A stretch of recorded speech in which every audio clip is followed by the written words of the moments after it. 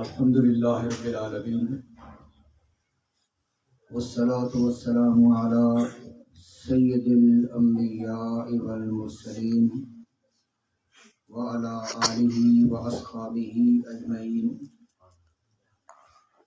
اما بعد، اعوذ باللہ من الشیطان الرجیم، بسم اللہ الرحمن الرحیم، الحمد للہ رب العالمین الرحمن الرحیم، صدق اللہ مولانا العظیم وصدق رسولہ النبی الکریم، ان اللہ وملائکتہ یصلون علی النبی یا ایہا الذین آمنوا صلوا علیہ وسلموا تسلیما،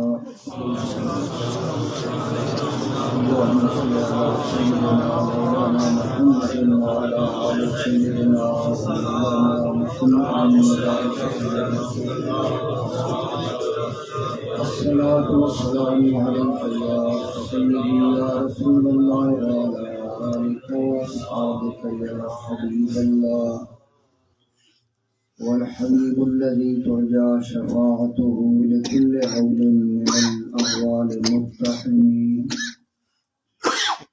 يا رب بالمصطفى بلغ مقاصدنا واغفر لنا ما مضى يا واسع الكرم، يا أكرم الخلق مالي من ألوذ به سواك عند حلول الحادث العمم،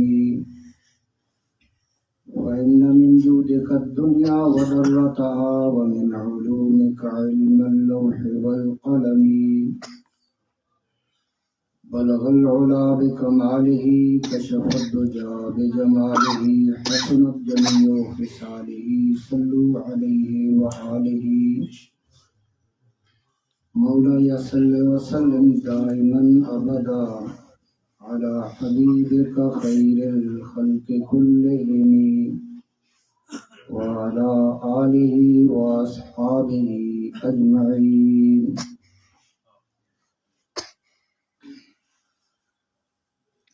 معزز سامعین، آج کی اس مبارک نشست میں درس قرآن حکیم کے حوالے سے الحمدللہ تعالی ہم اکٹھے ہیں۔ علماء، ائمہ مساجد، شرکاء محفل کی الحمدللہ ایک اچھی خاصی تعداد ہے۔ اللہ کریم جل شانہ ہم سب کو قرآن حکیم کے نور سے مستفید فرمائے،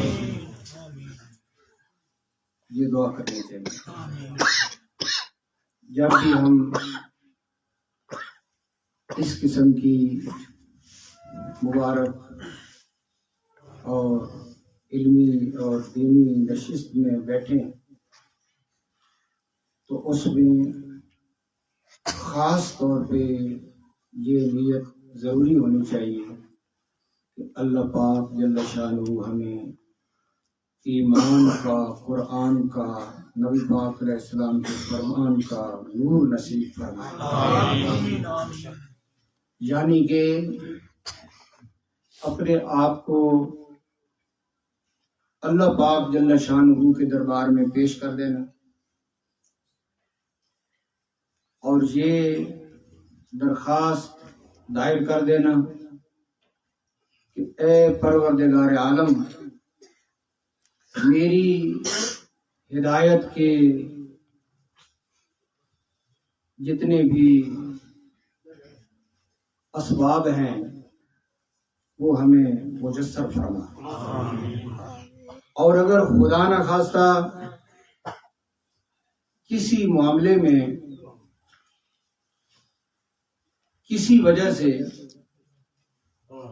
میں راہ راست سے ہٹا ہوا ہوں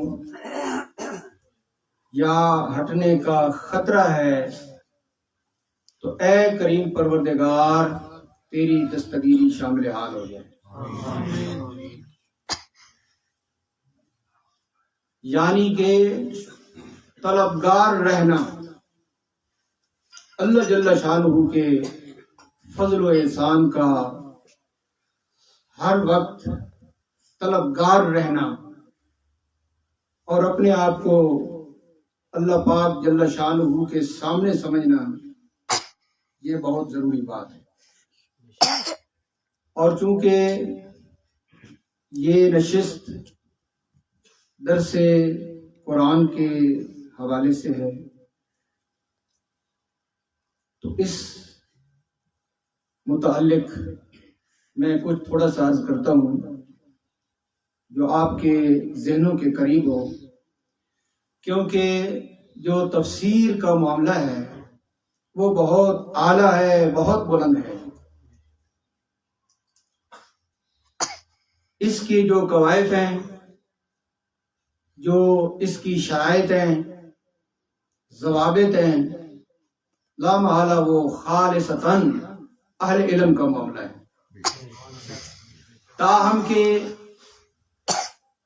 ہم نے اس سطح پہ، جس سطح پہ ہم سب جہاں پہ موجود ہیں، افہام و تفہیم کا سلسلہ رکھنا ہے کہ جو بات ہمارے ذہنوں کے قریب آئے اور ہم اسے سمجھ سکیں، بہت علمی انداز بھی نہ ہو کہ وہ ذہن سے بہت آگے نکل جائے، سمجھ نہ آ سکے، اور بہت اختصار بھی نہ ہو کہ کوئی مقصد ہاتھ میں نہ آئے۔ ایک بات میں عرض کرتا ہوں کہ قرآن حکیم کا جو ترجمہ ہے اور تفسیر ہے، یہ کون کرے گا؟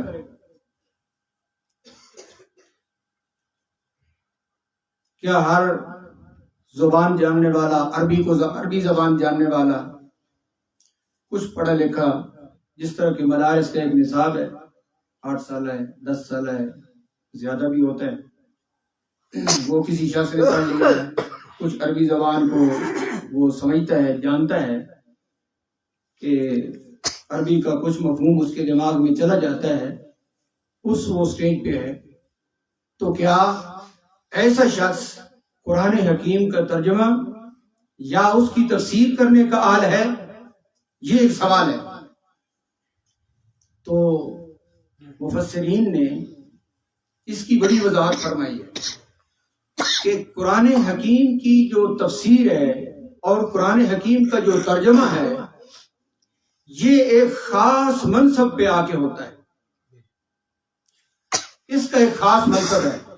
بہت سے علوم ہیں جو حاصل کرنے ضروری ہیں، اور جب ان علوم کے اوپر دسترس ہو جائے مکمل طور پہ، تو پھر عمل کے ساتھ، تقوی کے ساتھ، پرہیزگاری کے ساتھ وہ ایسے مقام پہ آ جائے کہ خالق کائنات جل جلالہ اس کو علم وحی بھی عطا فرما دے۔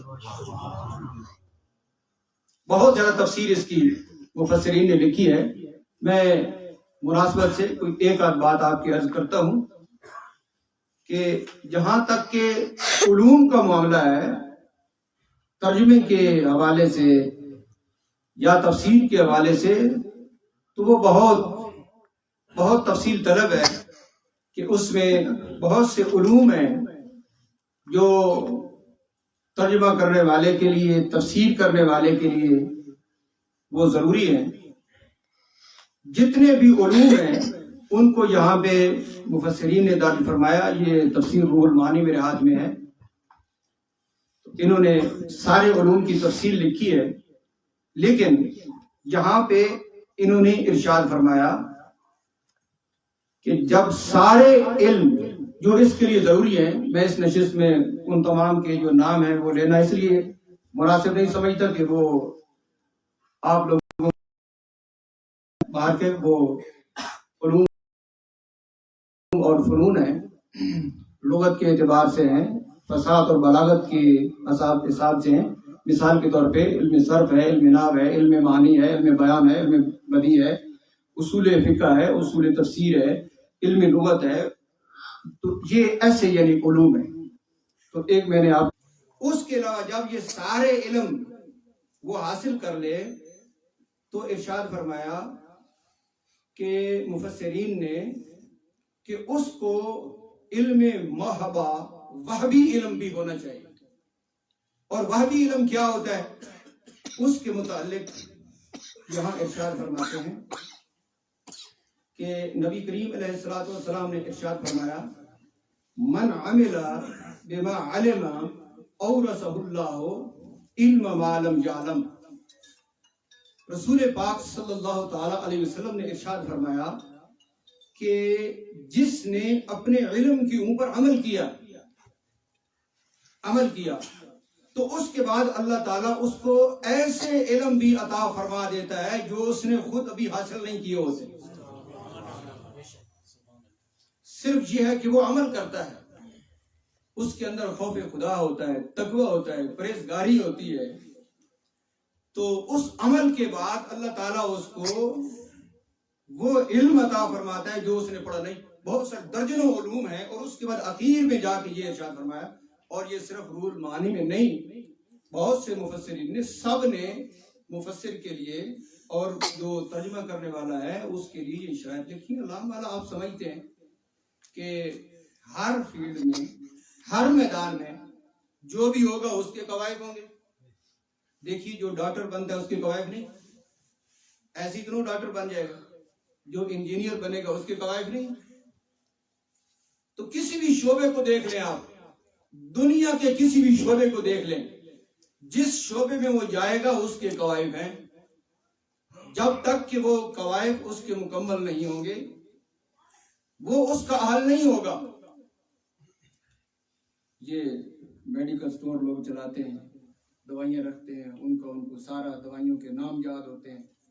وہ 50 سال بھی میڈیکل سٹور چلاتے رہے تو وہ اسپیشلسٹ ڈاکٹر نہیں بن سکتے،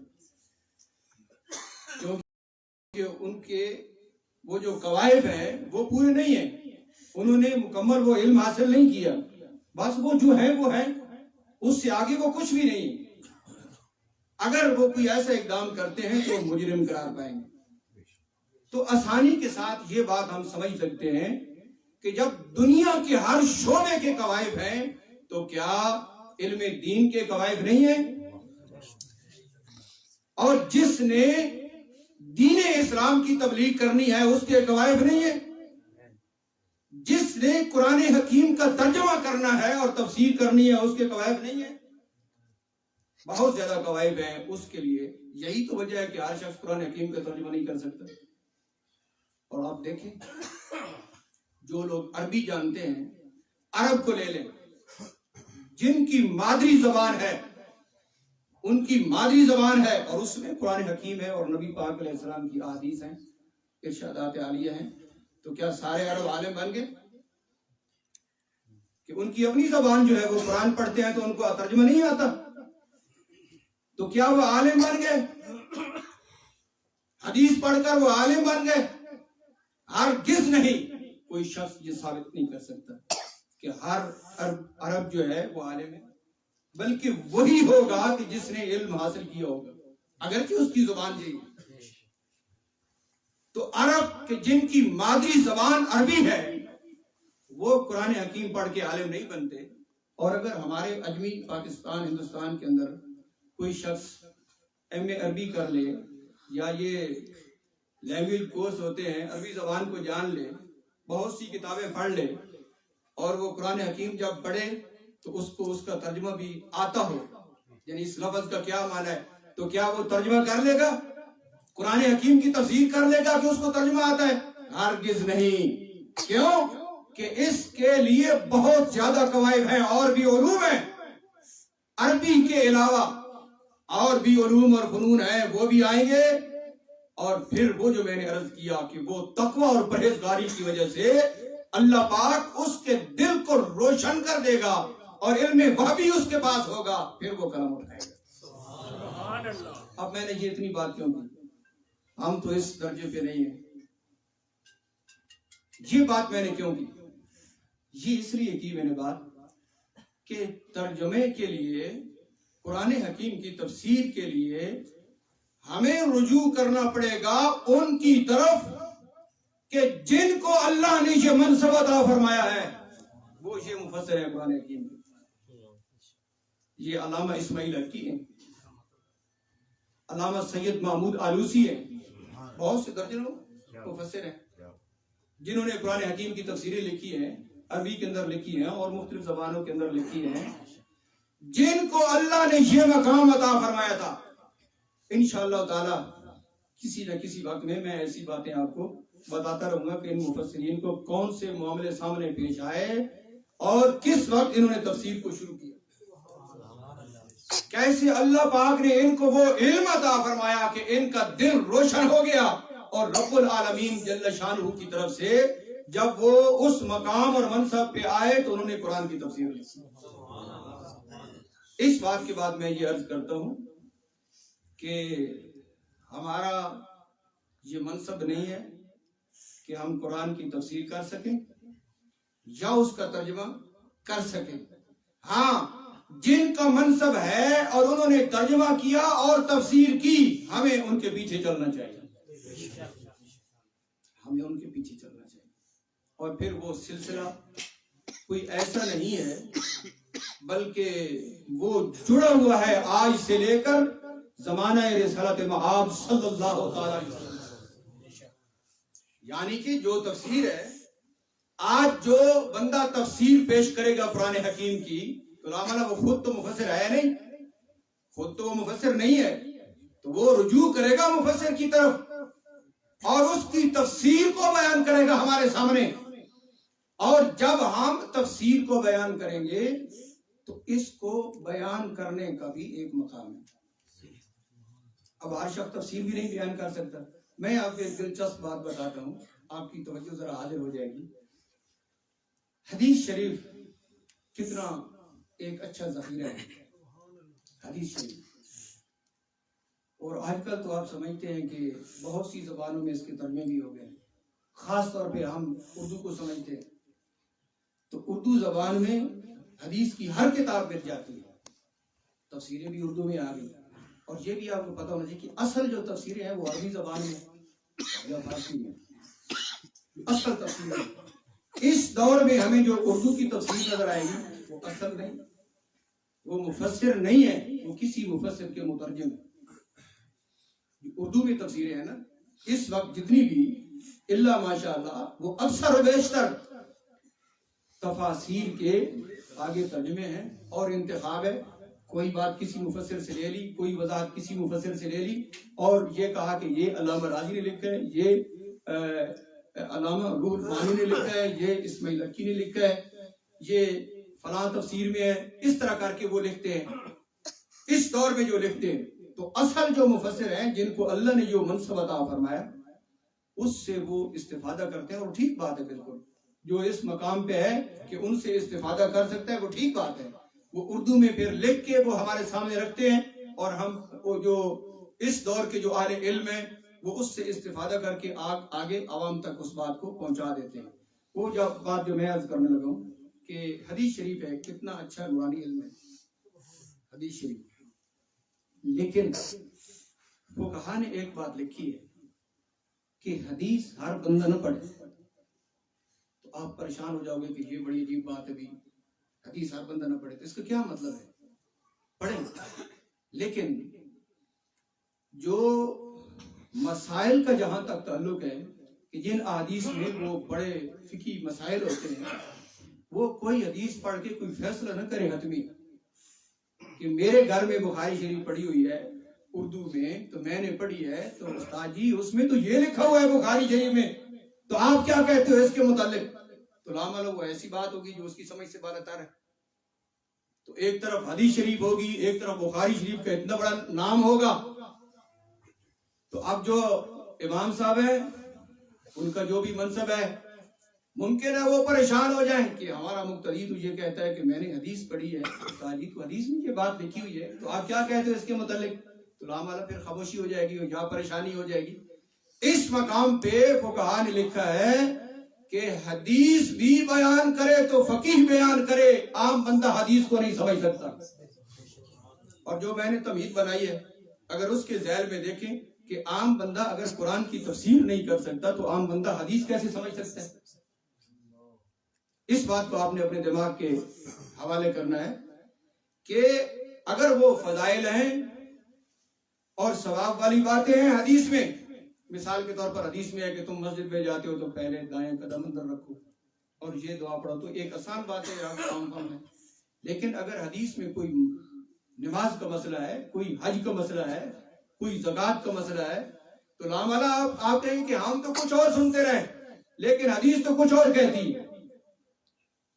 ایک مثال بھی دے دوں آپ کو، ہم نماز پڑھتے ہیں، تکبیر تحریمہ کے بعد ناک کے نیچے ہاتھ باندھ لیتے ہیں، ایسے ہی ہے؟ کیوں؟ کوئی پوچھے ہم سے یہ کیوں کرتے ہو، ہم کہتے ہیں کہ ہمیں امام اعظم ابو حنیفہ نے یہ بتلایا ہے، ہم ان کے پیروکار ہیں، ہم ان کے مقلد ہیں، اس لیے ہم ہاتھ یہاں باندھ لیتے ہیں۔ ایک بندہ کہتا ہے کہ یار میں نے بخاری شریف کے اندر پڑھا ہے کہ ہاتھ اس طرح نہیں باندھنے، تو اب دیکھیں کتنی پریشانی ہو جائے گی کہ بخاری شریف کہہ رہی کہ ہاتھ اس طرح نہیں باندھنے تم نے، ہم باندھتے ہیں، تو حدیث پڑھنے والا پریشان ہو جائے گا۔ علماء نے لکھا ہے کہ اس حدیث کو تم امام کے سامنے پیش کرو، امام اعظم ابو حنیفہ کے سامنے پیش کرو، امام مالک کے سامنے پیش کرو، امام احمد بن حنبل کی تعلیمات کے سامنے پیش کرو، فقیہ تمہیں بتائے گا کہ اس حدیث کا کیا معنی ہے اور اس حدیث کا مطلب کیا ہے۔ وہ اس حدیث کے ساتھ دوسری حدیث ملائے گا، پھر اور حدیثیں ملائیں گے، پھر درجہ بندی کر کے اس سے جو مسئلہ بنتا ہے وہ ہمارے سامنے رکھیں گے، وہ امام اعظم ابو حنیفہ ہمارے سامنے رکھیں گے۔ ہم تو حدیث کو سمجھنے کے مقام پہ نہیں ہے۔ اب میں آپ کو اپنی بات بتاؤں نا کہ میں نے 10-12 سال درس نظامی پڑھا ہے، تو 20-25 سال مجھے پڑھاتے ہوئے بھی ہو گئے ہیں، تو میں آپ کو یہ کہتا ہوں کہ حدیث کو سمجھنے کا میں اہل نہیں ہوں۔ ہاں، جو حدیث سامنے آئے گی مجھے سمجھ نہیں آئے گی، میں اس کو فقہا پہ پیش کروں گا کہ فقہا اس حدیث کے بارے میں کیا کہتے ہیں اور اس کی کیا ترتیب ہے اور اس کا کیا مفہوم ہے۔ پھر جا کے مسئلہ سامنے آئے گا تو ایک عام آدمی اگر حدیث کو سامنے رکھ کے کوئی مسائل بتانا شروع کر دے یا سمجھانا شروع کر دے تو فقہا نے کیا لکھا، والحدیث مدلۃ الا للفقیہ، یہ حدیث گمراہ کر دے گی ما سوا فقیہ۔ ہاں، حدیث کو کوئی ہاتھ لگائے ایسے مقام پہ تو اس کا وہ مقام فقاہت والا ہونا چاہیے۔ من یرد اللہ بہ خیرن یفقہہ فی الدین، رسول پاک صلی اللہ تعالی علیہ وسلم نے ارشاد فرمایا کہ اللہ تعالیٰ جس کو خیر دینے کا ارادہ فرماتا ہے اس کو دین کی سمجھ بوجھ عطا فرماتا ہے۔ وہ جو فقیہ ہے، ایک فقیہ جو 1000 عبادت گزاروں سے افضل حدیث شریف میں ہے، فقیہ واحد اشد العابد، ایک 100 مرتبہ ایک جو فقیہ ہے وہ عابد سے افضل ہے 100 مرتبہ زیادہ اس کا مقام ہے۔ تو جو اس مقام پہ ہے جب وہ بات کرے گا تو وہ مستند ہوگا۔ اب آپ کو پتہ ہے کہ ہمارے ماحول میں جو پریشانی ہو جاتی ہے، پورا امت مسلمہ کا ماحول، اس کے اندر جو پریشانیاں ہیں ان پریشانیوں کی وجوہات کیا ہے؟ مختصر طور پہ ایسا ہے کہ پریشانیوں کی وجوہات کیا ہے۔ اب دیکھیے، اگر ہم اپنی بیماریوں کا علاج ایک مستند طبیب سے نہیں کرائیں گے تو غلطی نہیں ہو جائے گی۔ ایک مشہور جملہ ہے کہ وہ نیم حکیم خطرہ جاں، نیم ملا خطرہ امام۔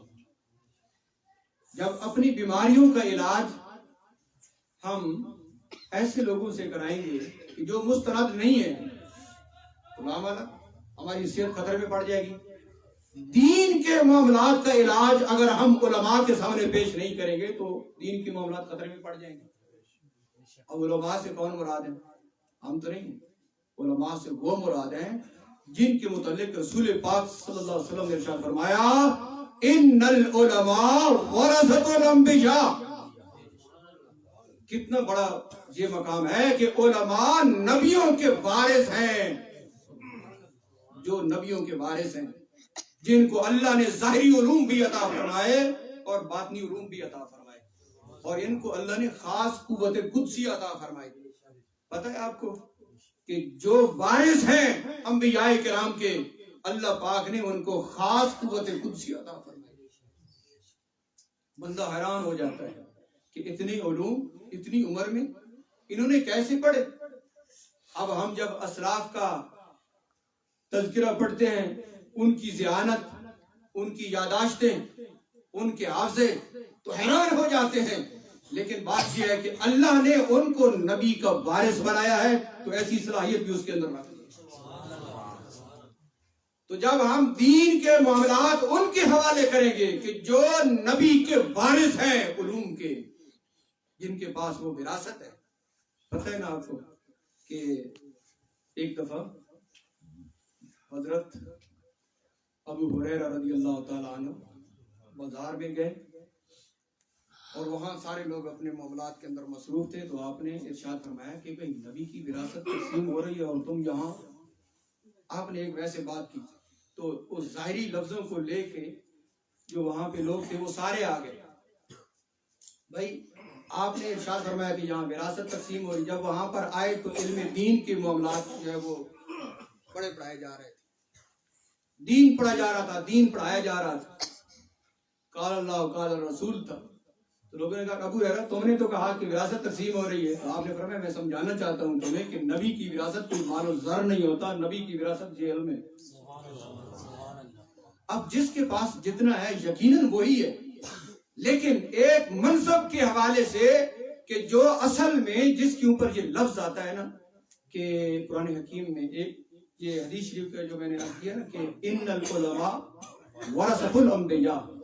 اب کوئی شخص اپنا جائزہ لے نا، کیا میں اس منصب پہ ہوں کو جو نبی کا وارث ہے علم میں؟ خود جائزہ لے تو پھر شریعت کے فیصلے کیا کرے۔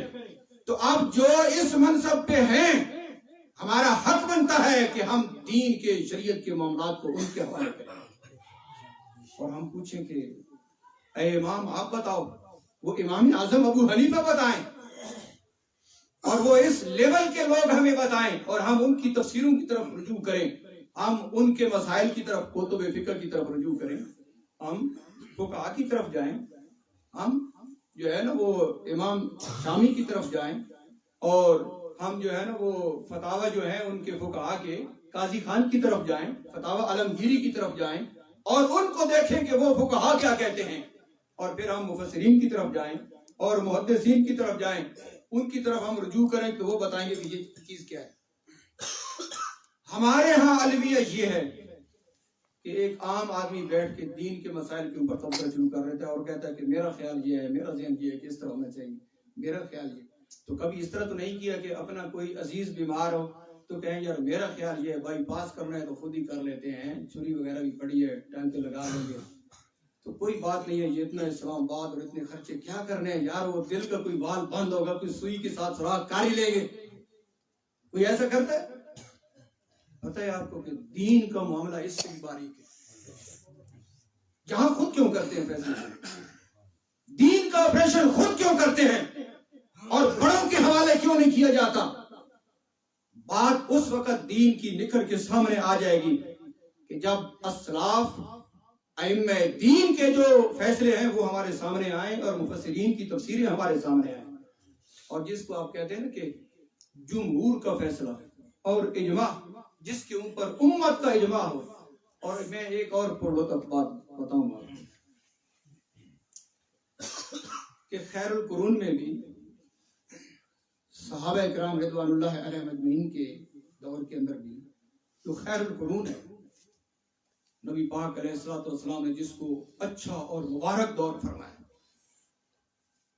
اس کے اندر بھی مسائل میں ایک اجماعی رائے کو ترجیح دی جاتی ہے۔ مسائل کے اندر ایک اجماعی رائے کو ترجیح دی جاتی تھی کہ کس مسئلے کے اوپر اجماع ہے، زیادہ آراء کس طرف جا رہی ہے، اس کو دیکھ کے پھر فیصلے کیے جاتے تھے، تو پھر معاملات اچھے ہوتے تھے۔ خیر القرون کے اندر بھی اگر کسی کا قول جمہور کے خلاف ہے تو اس کو وہ چھوڑ دیتا تھا. یہ بات